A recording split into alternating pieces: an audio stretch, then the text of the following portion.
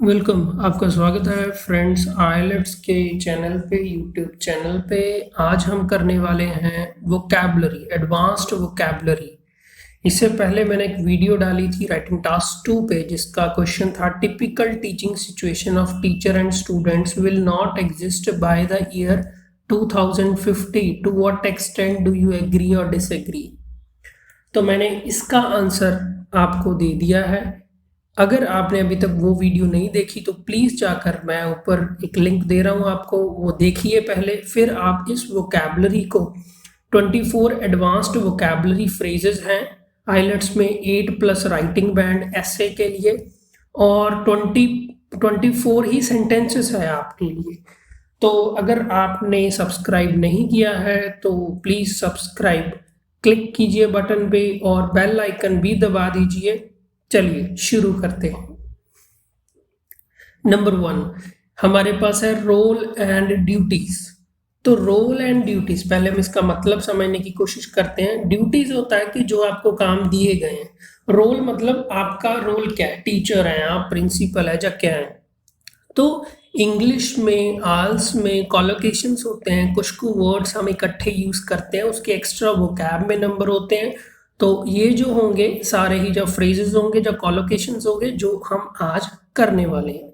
तो जैसे नंबर 1 है रोल एंड ड्यूटीज, तो इसका सेंटेंस बनाएंगे, the roles and duties of policeman have changed a lot. बहुत ज्यादा बदल चुकी हैं, अभी उनकी कुछ ड्यूटी अलग है। नेक्स्ट हमारे पास है एजुकेटर्स एंड लर्नर्स, क्योंकि हमारे को बोला गया था टीचर्स एंड स्टूडेंट्स, तो उसका रीफ्रेज कर दिया, इसके भी नंबर हैं। तो एजुकेटर्स एंड लर्नर्स सेंटेंस बना रहे हैं, the process of education involves the active role of both educators and learners. तो जो एजुकेशन का प्रोसेस है उसमें दोनों का रोल है, टीचर को भी एक्टिव होकर पढ़ाना पड़ेगा और सीखने वालों को भी एक्टिव होकर अपना रोल प्ले करना पड़ेगा। नेक्स्ट हमारे पास है totally change bye. Totally change bye मतलब पूरी तरह से बदल चुका है। लाइक हम इसका सेंटेंस बना रहे हैं, it is highly probable that teaching methodologies will totally change bye 2050। ये बहुत बहुत प्रोबेबल है, इसकी बहुत ज़्यादा चांसेस हैं कि जो टीचिंग के मेथड्स हैं, टीचिंग के तरीके हैं, वो 2050 तक पूरी तरह से बदल जाएंगे। इसको आप स्पीकिंग में भी यूज़ कर सकते हैं, राइटिंग में तो हम यूज़ ऑलरेडी कर चुके हैं। नेक्स्ट हमारे पास है utilize advanced tools of learning. अभी लर्निंग है सीखना, टूल मतलब जो जो चीज़ें हम यूज़ करते हैं लर्निंग के लिए, लाइक कंप्यूटर यूज़ कर रहे हैं, बुक यूज़ कर रहे हैं, ऐसा कुछ यूज़ कर रहे हैं। एडवांस्ड, एडवांस्ड माने कि जो नॉर्मल से ज़्यादा आगे हैं। लाइक हम प्रोजेक्टर यूज़ करते हैं, ऑनलाइन वीडियोस देखते हैं, तो यूटिलाइज होता है यूज़ करना। तो इसका मतलब हो गया use advance tool of learning या फिर utilize advanced tools of learning. इसका सेंटेंस बनाएंगे जो कि हम ऑलरेडी राइटिंग में यूज कर चुके हैं। एक और आपके पास सेंटेंस है, इसको यूज करते हुए, nowadays pedagogists are more keen to utilize advanced tools of learning in schools। तो पेडागोजिस्ट कौन होते हैं? ये जो सिलेबस को डिजाइन करते हैं, बुक्स को डिजाइन करते हैं, ये स्पेशल ऑफिसर्स होते हैं। मोर कीन मतलब कि उनका झुकाव है कि वो यूज करें advance tool of learning school में। नेक्स्ट हमारे पास है play an important role. Play an important role का मतलब है कि वो एक मुख्य भाग है, उनका एक काम है जो इम्पॉर्टेंट वो प्ले करते हैं। तो सेंटेंस है, technology plays an important role in shaping our society.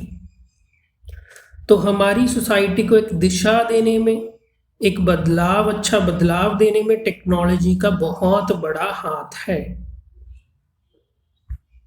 इसको आप दोनों ही स्पीकिंग और राइटिंग में यूज कर सकते हैं।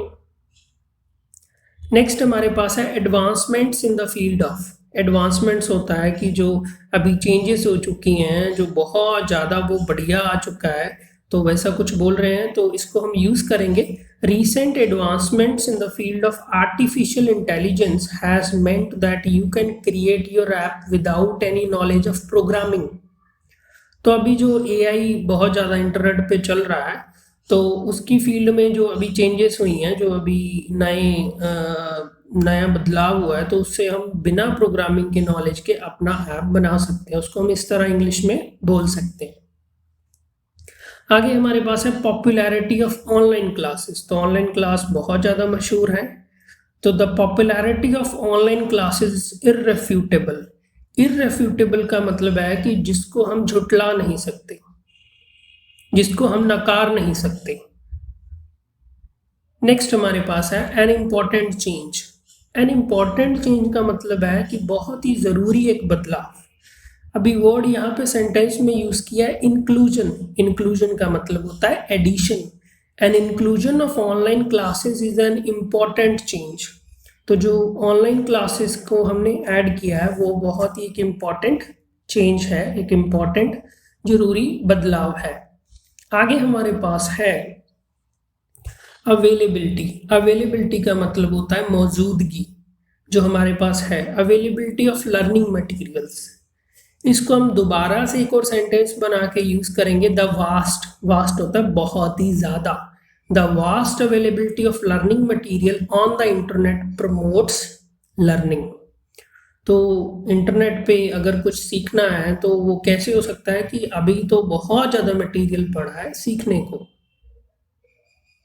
नेक्स्ट हमारे पास है इजीली असेसेबल थ्रू।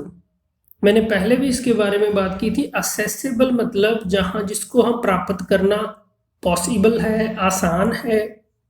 इजीली मतलब आसानी से। थ्रू का मतलब होता है दे द्वारा, के द्वारा, मतलब उस चीज के द्वारा। तो हमारे पास सेंटेंस है, यहाँ पे हमने एक वर्ड यूज किया है करिकुलम। करिकुलम का मतलब होता है सिलेबस, जो आपको पढ़ाया जाता है किसी पर्टिकुलर क्लास में। लाइक सेकेंड क्लास और थर्ड क्लास का करिकुलम अलग अलग होता है।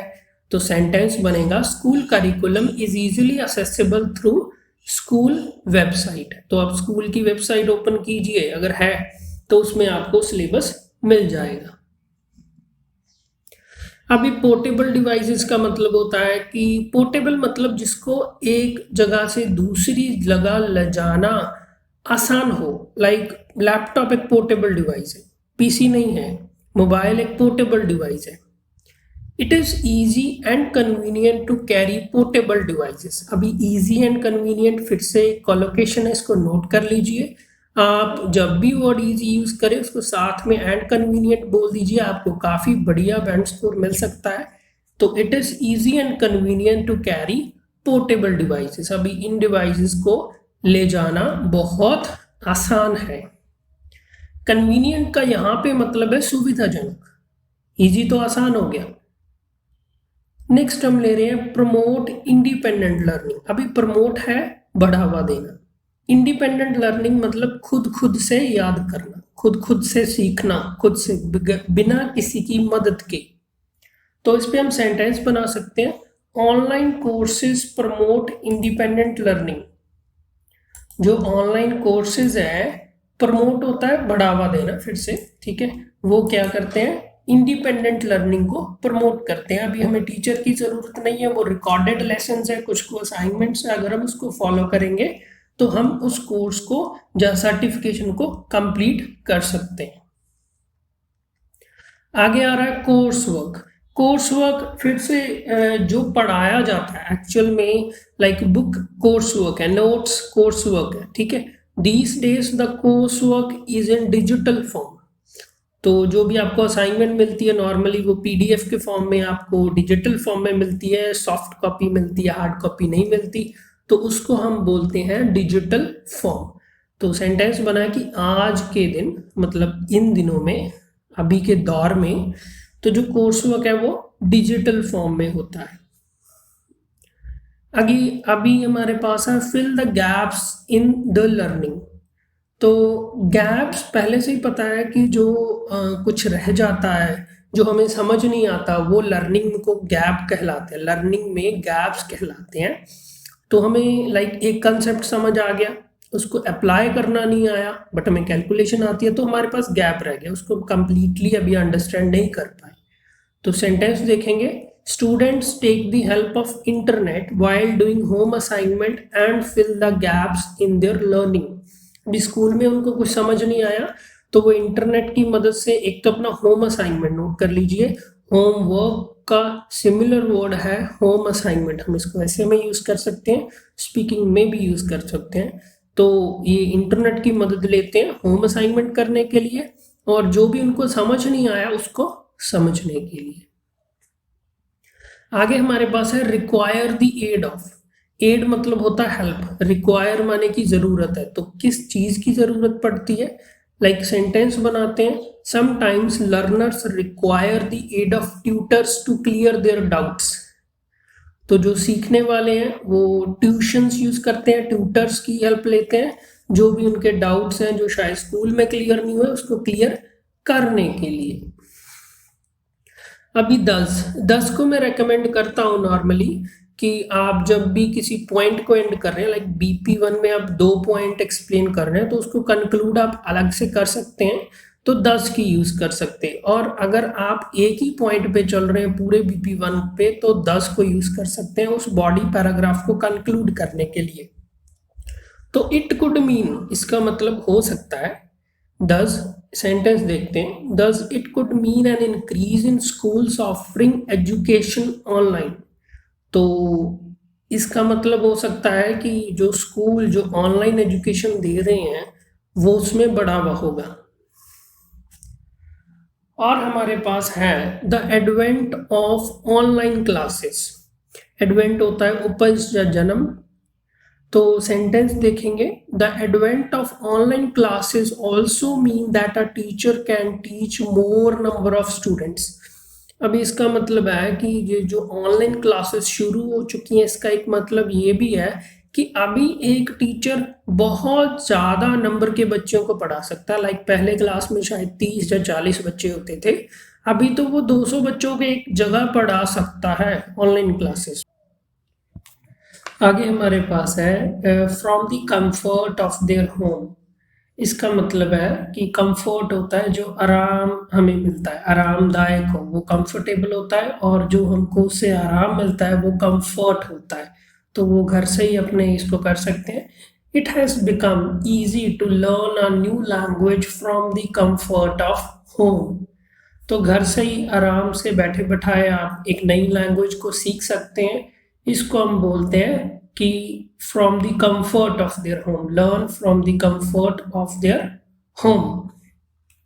आगे हम देखते हैं टीचिंग मेथोडोलॉजीज। टीचिंग मेथोडोलॉजीज मैंने पहले भी बात की थी जब राइटिंग टास्क हम कर रहे थे। मेथोडोलॉजीज मतलब तरीका, किस तरीके से वो सिखाते हैं। Teaching methodologies decides the success of an education system.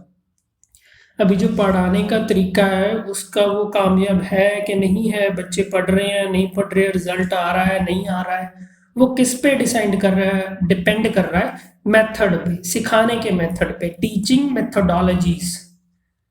Next हमारे पास है क्लियर डाउट्स। क्लियर डाउट्स का मतलब है कि अगर आपको कोई प्रॉब्लम आ रही है, वो आपको कोई कंसेप्ट समझ नहीं आया, तो इसका सेंटेंस बनाएंगे, we mostly take tuitions to clear our doubts. तो हम ट्यूशन लगते हैं, नॉर्मली हमको कुछ डाउट होता है, स्कूल में समझ नहीं आता, अकेडमी में समझ नहीं आता। नेक्स्ट हम ले रहे हैं सेटिंग एग्जाम्स। ये बहुत ही इंपॉर्टेंट है, एग्जाम पेपर सेट करना मतलब पेपर बनाना, जो पेपर डालना भी बोलते हैं जिसको। तो setting exams is a crucial task. अभी क्रूशल इंपॉर्टेंट होता है, कुछ बच्चे इसको गलत बोलते हैं, क्रूशियल बोलते हैं, वैसा नहीं बोलना आपने, स्पीकिंग में भी आप इसको यूज कर सकते हैं, ठीक है। तो सेंटेंस बन गया, setting exams is a crucial task. अभी हमारे पास है असेसिंग आंसर शीट्स। अभी हमारे पास है असेसिंग आंसर शीट्स। तो असेस होता है चेक करना, वो था पेपर इससे पहले जो किया है वो पेपर डालना, सेट द पेपर। अभी हमारे पास असेस। असेस इससे पहले हमने किया था एक्सेस, वो था किसी जगह पे आसानी से पहुंच सकना, तो ये है असेस। असेस मीन्स उनको चेक करना, इवैल्यूएट करना, नंबर देना, assessing answer sheets. strict to moderate assessing of answer sheets is followed in the school। तो स्कूल में स्ट्रिक्ट मतलब बहुत ही वो चेक कर रहे हैं, बहुत ही कम नंबर दे रहे हैं, जब बहुत ही स्ट्रिक्ट चेकिंग कर रहे हैं। मॉडरेट होता है ठीक ठाक। तो जो ऐसा है आंसर शीट की इस टाइप की चेकिंग स्कूल में फॉलो की जाती है। अभी नेक्स्ट हमारे पास है की ट्रेड्स। की ट्रेड्स होता है क्वालिटीज। बहुत ही बढ़िया, स्पीकिंग में भी यूज कर सकते हैं आप चाहे तो। Some of the key traits of online educators are accuracy, fastness and inspiring. तो जो ऑनलाइन पढ़ाते हैं उनकी खासियत ये है कि वो जो पढ़ा रहे हैं वही पढ़ाते हैं, तेजी से पढ़ाते हैं और हमें मोटिवेट भी करते हैं, हमें उत्साहित भी करते हैं कि हम और ज़्यादा पढ़ें। अभी हमारे पास लास्ट है द फ्यूचर एजुकेशन सिस्टम। तो क्योंकि जो हमारा ऐसे था वो 2050 की बात कर रहा था, तो फ्यूचर की बात हो रही थी, वो सब एजुकेशन सिस्टम की बात हो रही थी, इसलिए हमने यूज़ किया द फ्यूचर एजुकेशन सिस्टम। तो यहाँ पे कुछ वर्ड पहले देख लेते हैं। एक वर्ड है इनप्रेडिक्टेबल। प्रेडिक्ट होता है कोई भविष्यवाणी करना, भविष्यवाणी करना। इनप्रेडिक्टेबल मतलब कि उसके बारे में हम कुछ कह नहीं सकते। तो फ्यूचर इज इनप्रेडिक्टेबल, आप इसको कहीं भी यूज कर सकते हैं जहां आपको सही लगे, स्पीकिंग में भी बढ़िया ही लगता है ये। तो फ्यूचर इज इनप्रेडिक्टेबल, फ्यूचर के बारे में हम कुछ कह नहीं सकते। Still we hope that the future education system would be more efficient. फिर भी हम आशा करते हैं कि जो भविष्य में जो एजुकेशन सिस्टम होगा, पढ़ाने का तरीका होगा, वो इससे भी ज़्यादा बढ़िया होगा, इससे भी ज़्यादा एफिशिएंट होगा। तो ये थे 24 advanced vocabulary writing task two IELTS phrases.